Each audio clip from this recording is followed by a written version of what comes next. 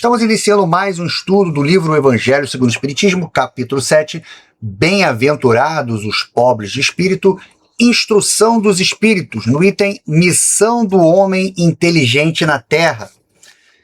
Bom, sejam todos muito bem-vindos ao nosso estudo sobre a missão do homem inteligente na Terra, contida em O Evangelho segundo o Espiritismo, e nesse vídeo vamos analisar a profunda mensagem do Espírito Ferdinando, que nos alerta sobre o perigo do orgulho intelectual e nos lembra que o conhecimento humano é limitado.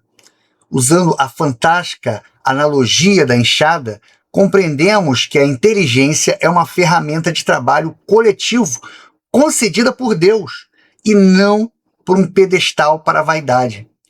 Quem tem a oportunidade de compreender mais assume o dever moral de simplificar, de educar e de amparar aqueles que tiveram menos acesso ao saber.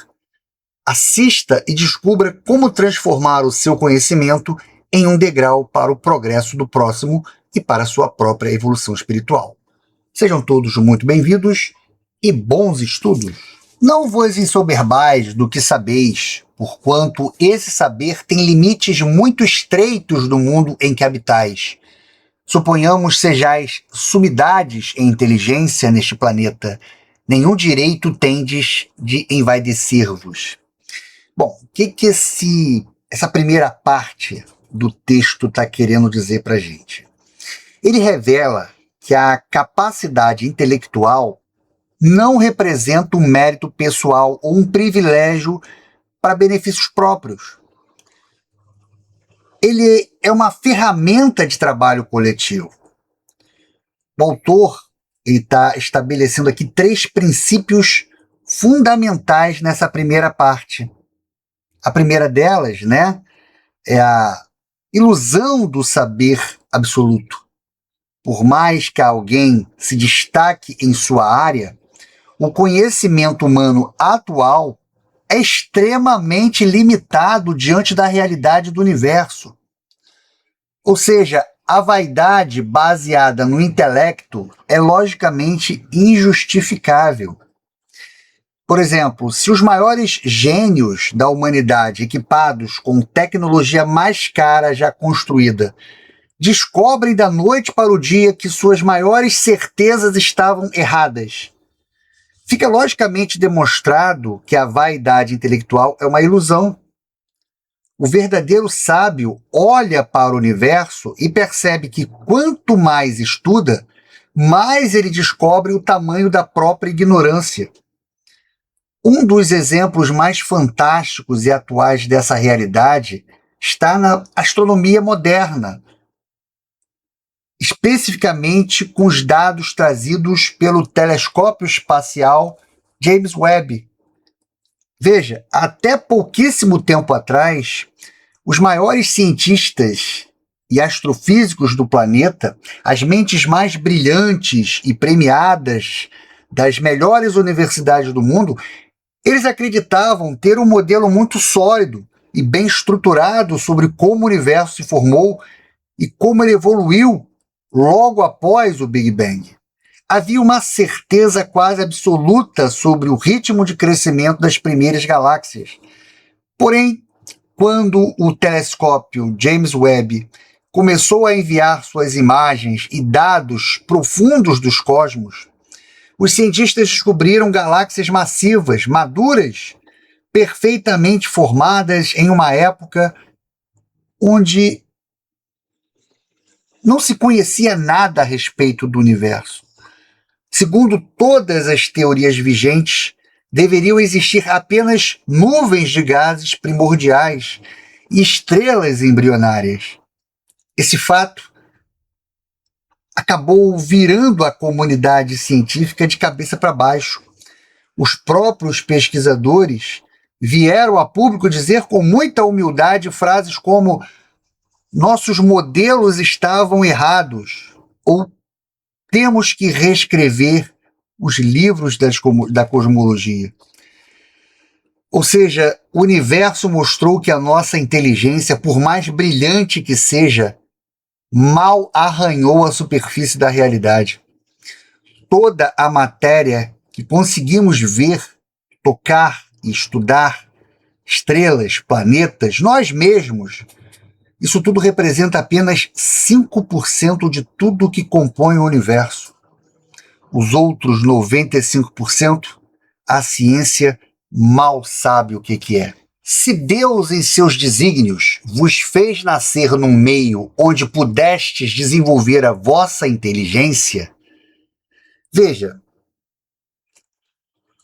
o texto aqui está falando a respeito do ambiente a qual a pessoa nasceu e as oportunidades que permitiram o desenvolvimento de uma mente brilhante, onde são vistos como um investimento da própria providência e não como uma conquista isolada do indivíduo. Um exemplo perfeito e inquestionável disso é a trajetória do físico Albert Einstein, uma das mentes mais brilhantes da história da humanidade. Muitas vezes temos a falsa impressão de que o gênio surge do nada, isolado em uma torre de marfim, dependendo exclusivamente do seu próprio cérebro. Mas quando olhamos de perto para as circunstâncias que cercavam a vida de Einstein, fica claro como o ambiente e as oportunidades funcionaram como um verdadeiro investimento estruturado para que o seu potencial pudesse florescer. Então a gente tem que olhar o ambiente familiar. Einstein não nasceu em um vácuo. Seu pai e seu tio tinham uma empresa de engenharia elétrica em uma época, mais ou menos ali no final do século XIX, em que a eletricidade era a tecnologia de ponta do momento. E desde criança ele cresceu cercado por dínamos, fios, bobinas e discussões técnicas sobre como a física se aplicava no mundo real.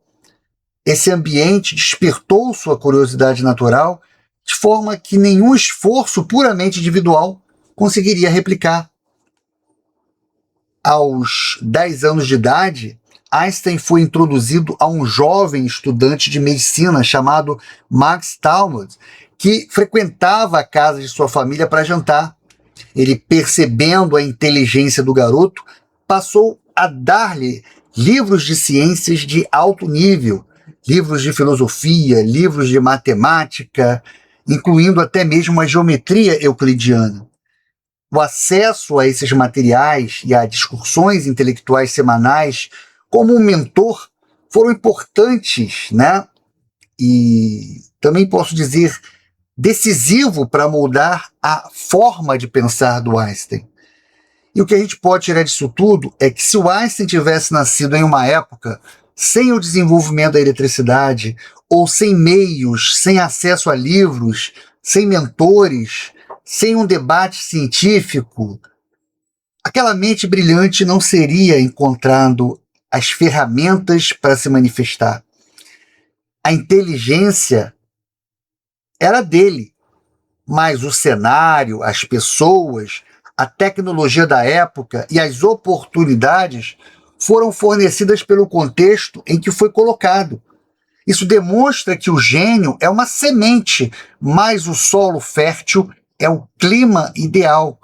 São investimentos que a vida oferece para que a colheita beneficie a todos. É que quer as utilizeis para o bem de todos. É uma missão que vos dá, pondo vós nas mãos o instrumento com que podeis desenvolver, por vossa vez, as inteligências retardatárias e conduzi-las a ele. Veja, o que esse texto está dizendo é que quem compreende mais tem o dever de simplificar, educar, amparar aqueles que tiveram menos acesso ao conhecimento, funcionando como uma ponte para o progresso do outro. Por exemplo, netos ou jovens voluntários que dedicam paciência e tempo para ensinar idosos a mexer em aplicativos de banco, smartphones, protegendo eles de golpes e incluindo-os no mundo moderno, no mundo digital, né? Estão fazendo exatamente o que o texto fala. Em todos esses casos, a inteligência é o saber que deixa de ser um pedestal de vaidades e acaba se tornando um degrau para que o outro também possa subir. A natureza do instrumento não está a indicar a que utilização deve prestar-se. A enxada que o jardineiro entrega a seu ajudante não mostra a este último que lhe cumpre cavar a terra? Que direis se esse ajudante, em vez de trabalhar, erguesse a enxada para ferir o seu patrão? Direis que é horrível e que ele merece ser expulso. Então veja que nesse texto, nessa segunda parte, há um aprofundamento, né, da realidade moral, utilizando uma das alegorias mais perfeitas da literatura espírita, a parábola da enxada. O autor usa a lógica do cotidiano para explicar as consequências espirituais do mau uso das nossas capacidades. Então veja, ele fala a respeito da finalidade, do talento, né? Quando ele cita a natureza do instrumento não estar a indicar em que utilização deve prestar-se. Ninguém dá um martelo a alguém esperando que a pessoa costure um tecido. A ferramenta tem que ser própria para aquele trabalho. A inteligência, a facilidade de comunicação, o raciocínio lógico e a criatividade são ferramentas sofisticadas da mente. Portanto, a própria natureza dessas faculdades já indica para que elas servem para construir, para instruir, para consolar e fazer a sociedade progredir. Usá-las para o egoísmo, para a destruição moral ou para gerar discórdia é ignorar a função óbvia da ferramenta que recebemos. E se levantar contra o Criador é visto como se fosse uma traição. Erguer a enxada contra o patrão, né? O homem que usa sua capacidade intelectual para afastar os outros da espiritualidade, da ética ou da ideia de uma força superior, da existência de Deus, por exemplo, comete um crime de ingratidão. Porque Deus confia a inteligência ao homem para que ele limpe o terreno e melhore o mundo. E lógico que isso acaba gerando uma revolta no texto, né?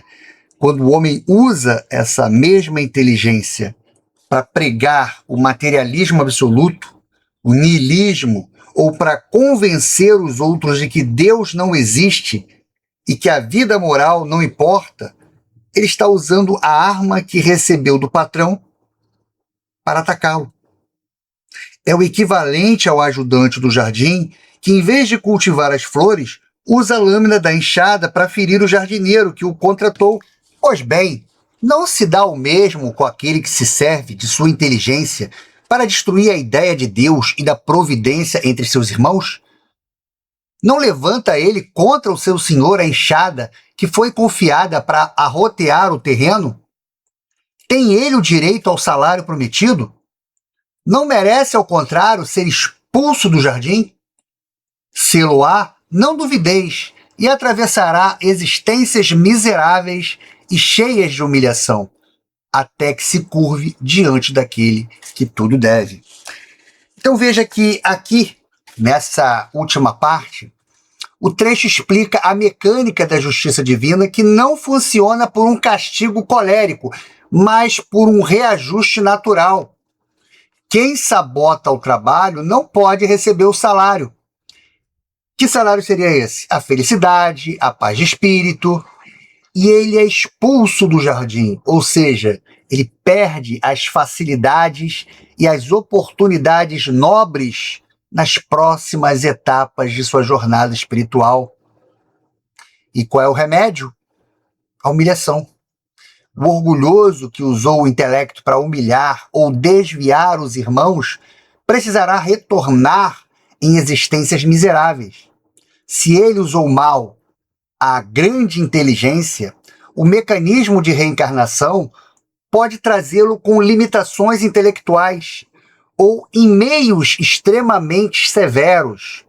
Isso acontece para que ele entenda na pele que o valor de um espírito não está no que ele sabe, mas no bem que ele faz. Ele passará por isso até que desenvolva a verdadeira humildade.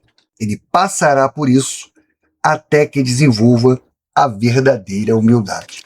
A inteligência é rica de méritos para o futuro, mas sobre a condição de ser bem empregada. Se todos os homens que a possuem dela se servirem de conformidade com a vontade de Deus, fácil seria para os espíritos a tarefa de fazer que a humanidade avance.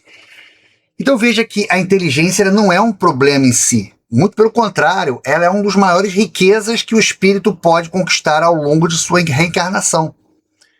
O desenvolvimento intelectual expande a nossa capacidade de compreender o universo, de criar tecnologias que vão aliviar as dores do corpo e organizar as sociedades mais justas.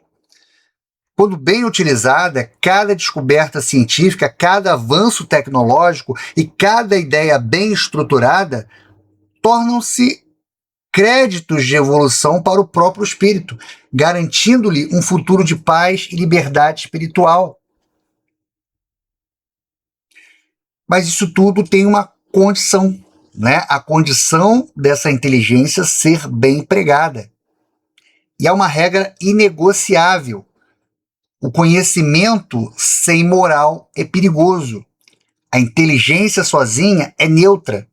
A mesma mente brilhante que desenvolve a cura de uma doença pode usar o mesmo laboratório para criar uma arma biológica.